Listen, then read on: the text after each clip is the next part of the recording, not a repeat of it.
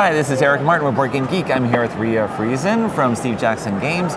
We're looking at Bill and Ted's Excellent Board Game by Randy Scheunemann and Sam Mischke. Yes. Illustrations by Lynn Peralta. Does some Munchkin stuff now, especially with your guest artist editions. What are we doing? Bill and Ted, I remember them from way back, but apparently they're still traveling. Yes, still traveling around. So this is Bill and Ted's Excellent Board Game.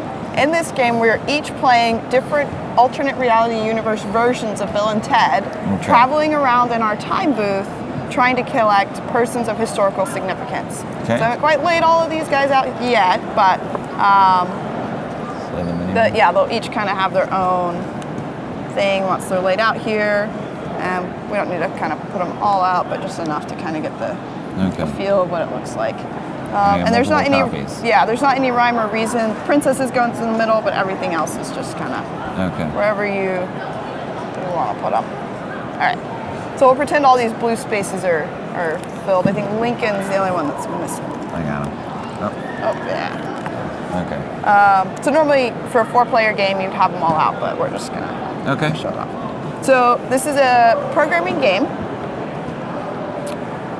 And as we're going through space-time, of course you can't go off the board because timey-wimey stuff. If you end up going backwards off the board, you're just going to flip back to the other side. So no worries there.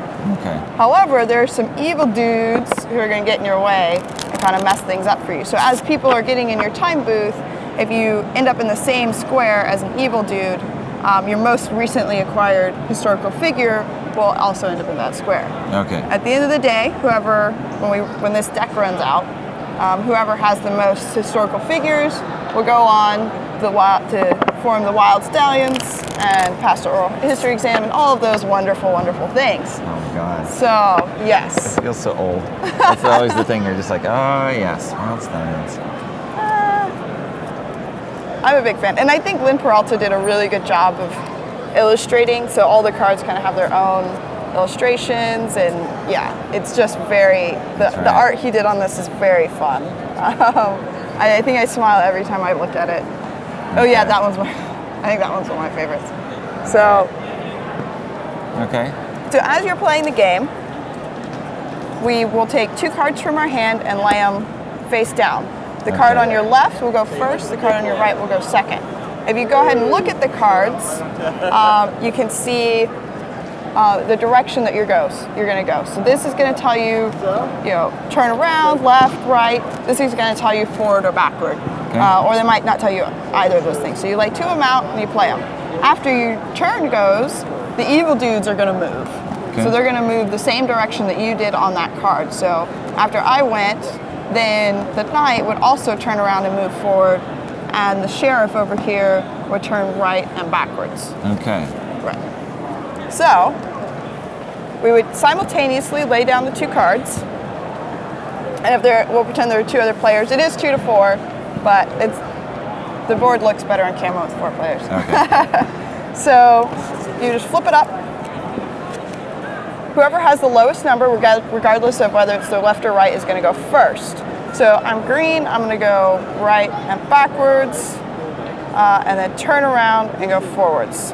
So then I collect Freud over here. So he, at the next turn, will alter how my programming works, assuming that I get to hang on to him that long. Okay. And you resolve these in numerical order from low to high? No, left to right.